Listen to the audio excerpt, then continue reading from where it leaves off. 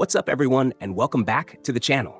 Sean O'Malley has opened up about a possible future transition into boxing, and it is something he seems genuinely excited about. One of the biggest stars in the UFC today, O'Malley is widely considered one of the most dangerous strikers in the bantamweight division. He also has experience in professional boxing, which makes the idea more realistic than just casual talk. In a recent video on his YouTube channel, O'Malley shared his thoughts on Zuffa boxing and where the promotion could be headed. He said he is very curious about how it all plays out and believes the promotion will eventually need a true superstar to fully take off. Someone who captivates fans and makes people feel like they have to tune in every time. Despite some uncertainty, he added that Dana White cannot be doubted and that the project clearly has potential. O'Malley then made it clear that he would personally love to transition into boxing, even if it starts small. He said it does not need to be a massive blockbuster right away. He joked about big fights being cool, but explained that he would be happy being built up slowly.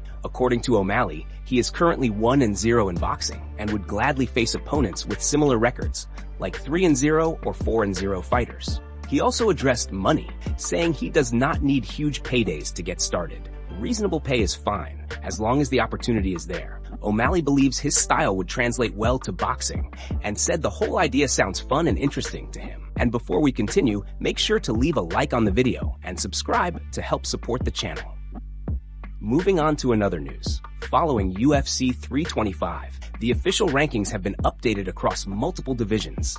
Alexander Volkanovski has climbed above Alex Pereira in the pound-for-pound standings, shaking up the very top of the list. In the featherweight division, Lerone Murphy has moved up one spot after recent momentum.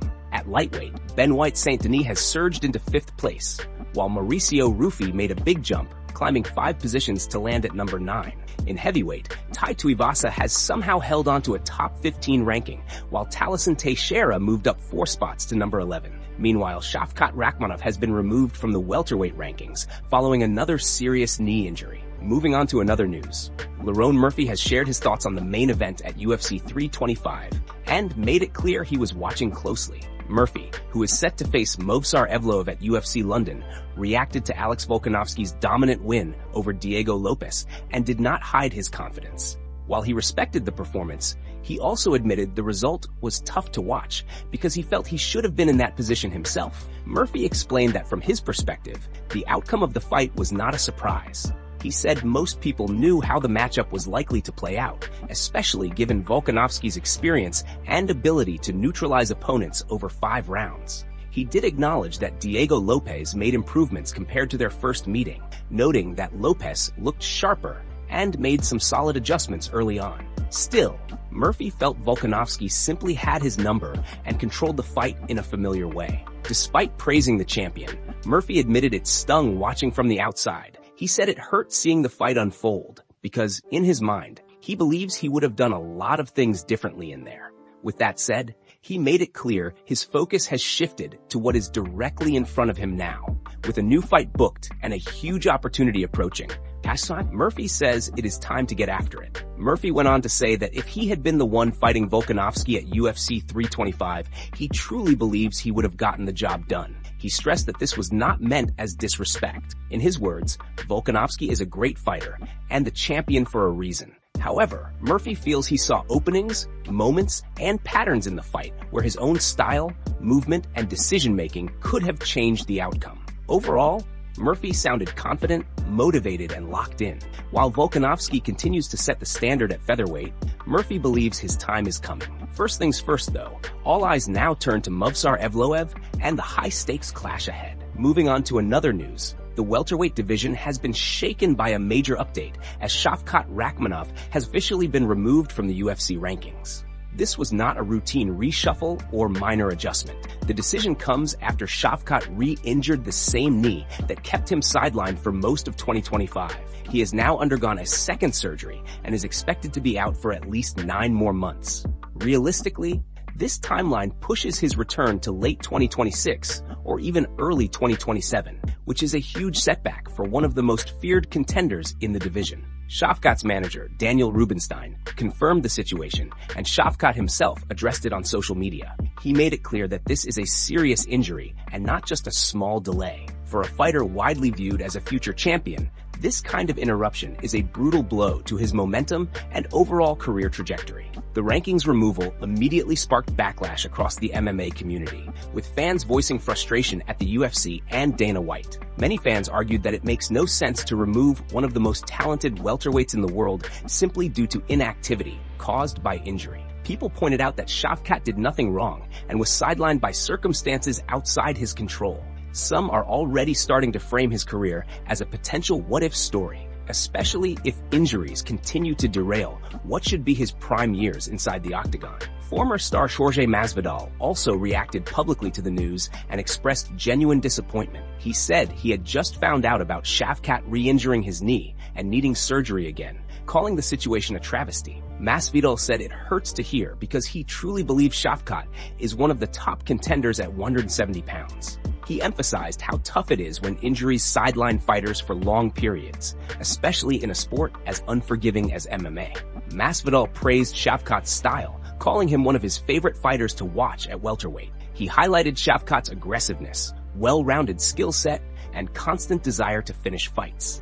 According to Masvidal, Shavkat never settles for control, always hunting submissions or damage from dominant positions. He also praised his striking, durability, strong chin, and seemingly endless cardio. He closed by saying that injuries are simply part of the sport, even though it is painful to watch great fighters get sidelined. Shavkat's situation is a harsh reminder of how quickly momentum can be taken away in MMA, no matter how talented or dangerous a fighter may be. Moving on to another news. Jorge Masvidal has weighed in on the growing talk around a potential superfight between Islam Makhachev and Ilia, calling it one of the biggest matchups the UFC could ever make. Speaking on the Defro MMA podcast, Masvidal said that if Ilia were to defeat Islam, it would elevate him into a completely different realm of greatness, almost beyond normal comparison. Masvidal explained that no fighter in the history of the sport has ever truly won 3 legitimate belts in the way people imagine. He said the challenge in front of Ilia would be massive,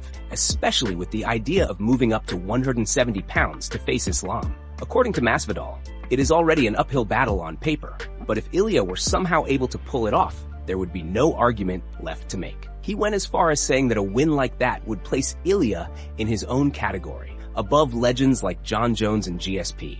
Masvidal said people would have no choice but to accept it and acknowledge what had been accomplished. In his words, everyone would simply have to sit back and say, yep, he did it, because there would be nothing left to debate. Masvidal also made an important distinction about championship achievements.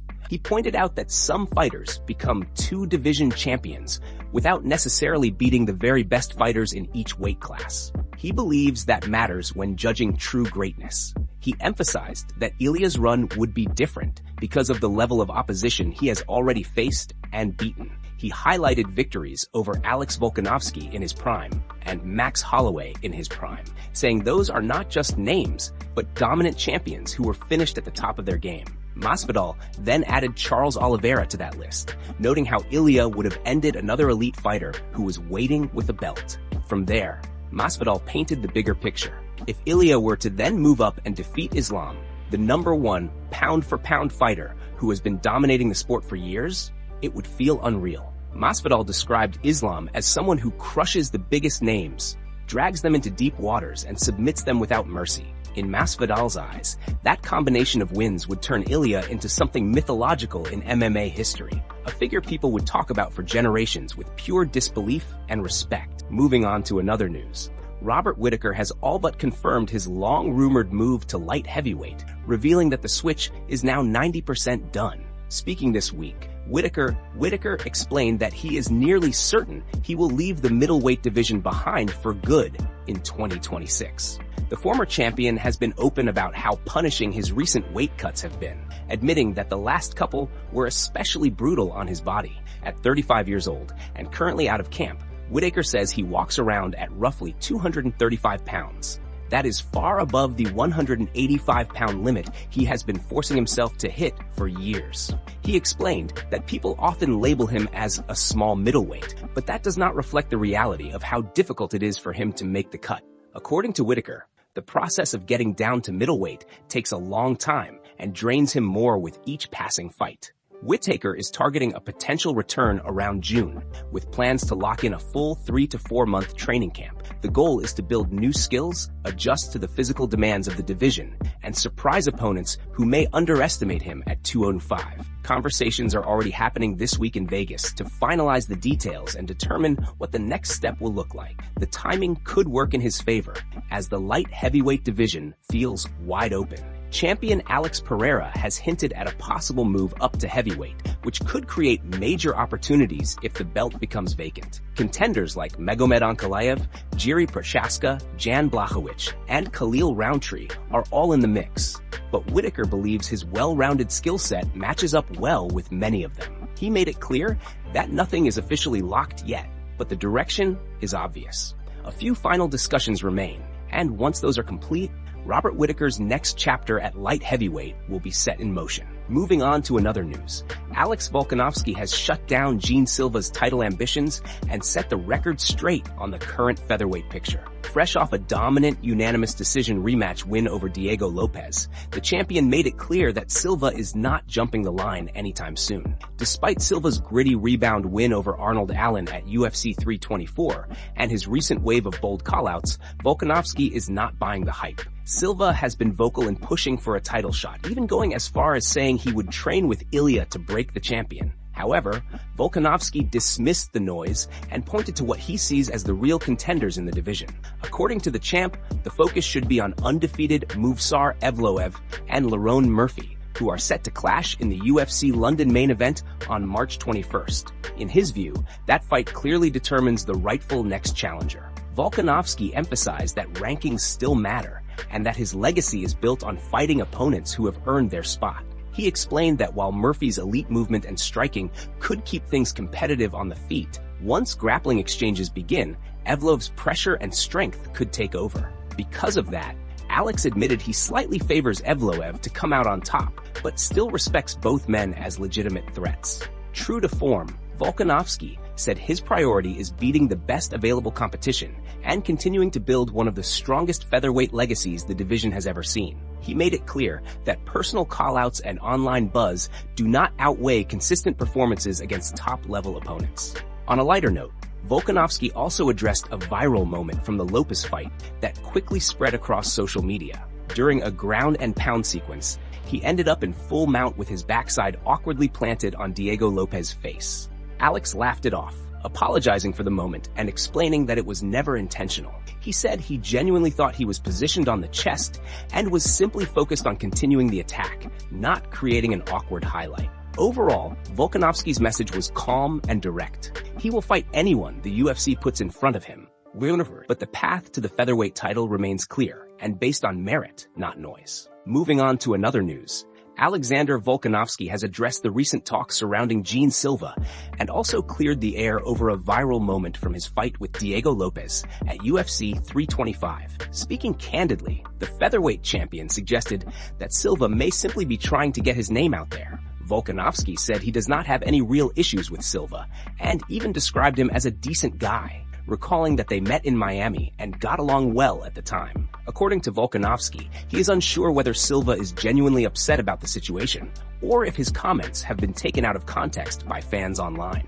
However, he pushed back on the idea that Silva deserves the next title shot. While Volkanovski reiterated that he will fight anyone the UFC puts in front of him, he made it clear that a title opportunity for Silva is unlikely. With Lerone Murphy and Movsar Evloev set to fight very soon, Volkanovski said the path to the belt is already obvious and clearly defined. In the same video, Volkanovski also addressed a lighthearted but viral moment from his fight with Diego Lopez. During a ground exchange, he ended up sitting on Lopez's face while throwing punches. Volkanovski apologized, explaining that he genuinely thought he was positioned on Lopez's chest. He said he was confused in the moment, wondering why his punches were not landing where he expected. Only later did he realize what had actually happened. He laughed it off and offered a sincere apology, making it clear there was no bad intent behind the awkward situation.